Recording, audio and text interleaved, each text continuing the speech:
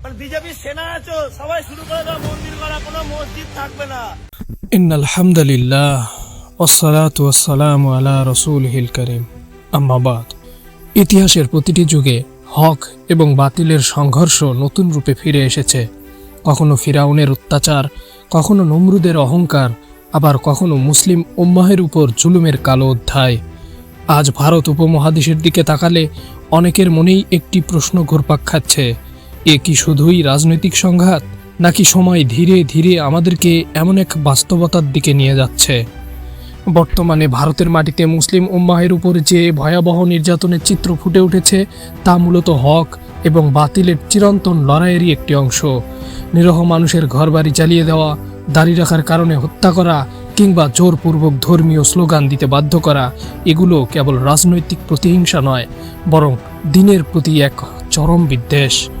কোরআনের ভাষায় এরা সেই গোষ্ঠী যারা মুমিনদের কেবল এ কারণেই ঘৃণা করে যে তারা মহান আল্লাহর উপর ঈমান এনেছে। কুরআন মাজিদে আল্লাহ তাআলা ইরশাদ করেন, কাফিরেরা মুমিনদের কেবল এ কারণেই নির্যাতন করত যে তারা পরাক্রমশালী ও প্রশংসিত আল্লাহর প্রতি ঈমান এনেছিল। হাদিস শরীফে স্পষ্ট এসেছে যে আল্লাহ তাআলা জালিমকে অবকাশ দেন, কিন্তু যখন ধরেন তখন তাকে আর ছাড়েন না। রাসূলুল্লাহ সাল্লাল্লাহু আলাইহি ওয়াসাল্লাম বলেছেন, তোমরা মাজলুমের বদদোয়াকে ভয় করো, কারণ মজলুম এবং আল্লাহর মাঝে কোনো পর্দা থাকে না। ভারতের এই কট্টরপন্থী গোষ্ঠী যারা ইসলামের নিদর্শনগুলোকে লক্ষ্যবস্তু বানাচ্ছে এবং মুসলমানদের উপর কুফর চাপিয়ে দেওয়ার চেষ্টা করছে, কোরআনের মানদণ্ডে তারা সীমালঙ্ঘনকারী এবং পরকালে তাদের জন্য রয়েছে যন্ত্রণাদায়ক শাস্তি। রাসূল সাল্লাল্লাহু আলাইহি ওয়াসাল্লামের সেই বিখ্যাত ভবিষ্যৎবাণী গাজওয়াতুল হিন্দ বা হিন্দুস্তানের যুদ্ধের আলামতগুলো বর্তমান পরিস্থিতির সাথে মিলে যাচ্ছে বলে অনেক গবেষক মনে করেন। নবীজি সাল্লাল্লাহু আলাইহি ওয়াসাল্লাম আরও বলেছেন, এই উম্মতের দুটি দল এমন হবে যাদেরকে আল্লাহ তাআলা জাহান্নামের আগুন থেকে মুক্তি দিয়েছেন। তাদের একটি দল হিন্দুস্তানের সাথে যুদ্ধ করবে আর অন্য একটি দল ঈসা ইবনে মারিয়ামের সাথে থাকবে। গাজওয়াতুল হিন্দ কি? গাজওয়াতুল হিন্দ একটি শব্দ যা শুনলে বহু মানুষের হৃদয় কৌতূহল, ভয় এবং রহস্য একসাথে জেগে ওঠে। কিন্তু প্রশ্ন হলো, আসলে গাজওয়াতুল হিন্দ কি? এটি কি একটি নির্দিষ্ট যুদ্ধ, নাকি মুসলিম উম্মাহের জন্য একটি দীর্ঘ পরীক্ষা? হাদিসের কিতাবগুলো হিন্দ সম্পর্কে কিছু বর্ণনা পাওয়া যায়। কিছু মুহাদ্দিস এই বর্ণনাগুলোকে সহিহ বলেছেন, আবার কিছু আলেম এর ব্যাখ্যায় ভিন্ন মত দিয়েছেন। রাসূলুল্লাহ সাল্লাল্লাহু আলাইহি ওয়াসাল্লামের একটি হাদিসে এসেছে, আমার উম্মতের দুটি দলকে আল্লাহ তাআলা জাহান্নাম থেকে মুক্তি দেবেন।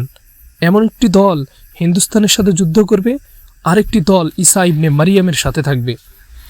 এই হাদিসকে কেন্দ্র করে শতাব্দীর পর শতাব্দী ধরে মুসলিমদের মাঝে আলোচনা চলে আসছে। ভারতের বর্তমান জুলুমের রাজত্ব, দাড়িটুপি দেখে টার্গেট করা এবং গণপিটুনির মাধ্যমে মুসলিম ভাইদের শহীদ করা মূলত সেই মহাযুদ্ধের প্রেক্ষাপটই তৈরি করছে।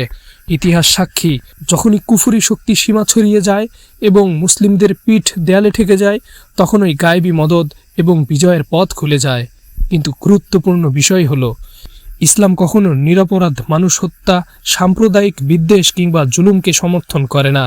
বরং ইসলাম বলে, অন্যায় দেখলে সত্যের পক্ষে দাঁড়াও, মজলুমকে সাহায্য করো আর ধৈর্য ও ঈমানকে শক্ত করে তোলো।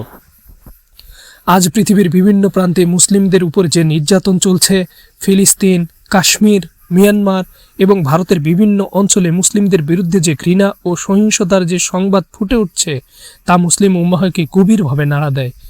অনেক মানুষ মনে করছেন উম্মাহ হয়তো একটি বড় পরিবর্তনের দিকে এগিয়ে যাচ্ছে, কিন্তু একজন মুমিনের দায়িত্ব কি?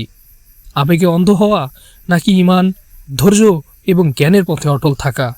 মনে রাখুন, ইসলামের বিজয় কেবল অস্ত্রের মাধ্যমে আসে না, বরং বিজয় আসে ঈমান, চরিত্র, তাকওয়া এবং আল্লাহর সাহায্যের মাধ্যমে। ইতিহাস সাক্ষী, যখন মুসলিমরা কুরআন থেকে দূরে সরে গেছে, তখন তারা দুর্বল হয়েছে, আর যখন তারা আল্লাহর দিকে ফিরে এসেছে, তখন তারা অসম্ভবকেও সম্ভব করেছে। তাহলে কি সত্যিই গাজওয়াতুল হিন্দের সময় ঘনিয়ে আসছে, নাকি এটি কেবল উম্মাহের জন্য একটি সতর্ক বার্তা? এই প্রশ্নের চূড়ান্ত উত্তর একমাত্র আল্লাহ তাআলাই ভালো জানেন। কিন্তু একটি বিষয় নিশ্চিত, জুলুম কখনো চিরস্থায়ী হয় না, আর আল্লাহর সাহায্য খুব সন্নিকটে।